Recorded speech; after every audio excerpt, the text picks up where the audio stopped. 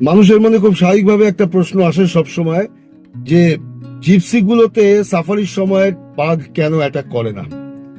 Gypsy গুলোতে একদম open, তবুও কেন করে না, পাশ থেকে চলে যায়। অ্যাকচুয়ালি জিপসিটাকে অ্যাজ আ হোল বাঘটা দেখে, তার উপরে বসে থাকা 8টা মানুষকে আলাদা আলাদা কোনো জন্তু হিসেবে ও বুঝতে পারে না। ও ওই জিপসি এবং ওই মানুষগুলোকে নিয়ে একটা গোটা ক্লাস্টার, একটা পিকুলিয়ার একটা জিনিস যেটা কিনা খাওয়া যায় না, যেটা খাওয়ার জিনিস নয়, এবং যেটা হার্মলেস, যেটা আমাদের কোনো ক্ষতি করে না। ছোটবেলা থেকে বড় হয়েছে এই জিপসি দেখে দেখে। তো এই ভারতবর্ষের সমস্ত জঙ্গলের বাঘগুলো এই জিপসিকে ছোটবেলা থেকে দেখে অভ্যস্ত, এবং সেটা তার ফুড চেনে পড়ে না। এটা যেমন সত্য, তেমন আমি খালি একটা কথা বলতে চাই, এই জঙ্গলগুলো থেকে সুন্দরবনকে বাদ রাখতে হবে। সুন্দরবনের বাঘগুলো কিন্তু ছোটবেলা থেকেই ম্যানিটার, এই নিয়েও কিন্তু দ্বিমত আছে, নানা রকম দ্বিমত আছে।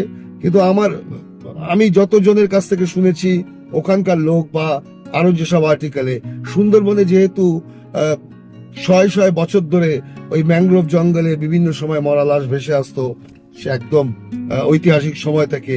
তো বাঘ ছোটবেলা থেকে ওই সব মরাও কিন্তু খেয়ে অভ্যস্ত, যার জন্য তাদের ফুড চেনের মধ্যেও হিউম্যান ফ্লেশ ঢুকে যায়। এবং যেহেতু এটা একটা mangrove forest, very difficult to survive. এখানে নিউম্যাটোফোর্স আছে, চলাফেরায় প্রচন্ড অসুবিধে, এবং নোনা জল, চারিদিকে 1 হাঁটু পাক, এর মধ্যে যেভাবে বাঘ সার্ভাইভ করছে, তাতে দৌড়ে হরিণ ধরা ডিফিকাল্ট, বন্য শুয়োর ধরা ডিফিকাল্ট। তো ন্যাচারালি জঙ্গলে যে জিনিসটাই নড়ে সেটাই বাঘের খাদ্য, সুন্দরবনে বাঘের। সেই জন্যই বলছি, এই কারণে বলছি, কারণ তাহলে ওখানে যে নৌকা করে মাঝিরা যখন জঙ্গলে মাছ ধরতে যায়, কাঁকড়া ধরতে যায়, তাহলে তো প্রথম থেকেই ওই নৌকাটাকে এবং নৌকার উপর বসে থাকা লোকজনকে একটা ক্লাস্টার ভাবতো, একটা পিকুলিয়ার জিনিস ভাবতো, যেটা তার খাদ্য নয়।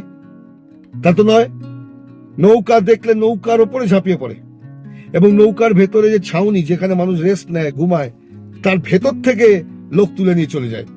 হ্যাঁ, লঞ্চে আসে না, লঞ্চ যেহেতু বড় নদীতে থাকে এবং সাঁতার কাটার সময় লঞ্চকে ঘাটায় না।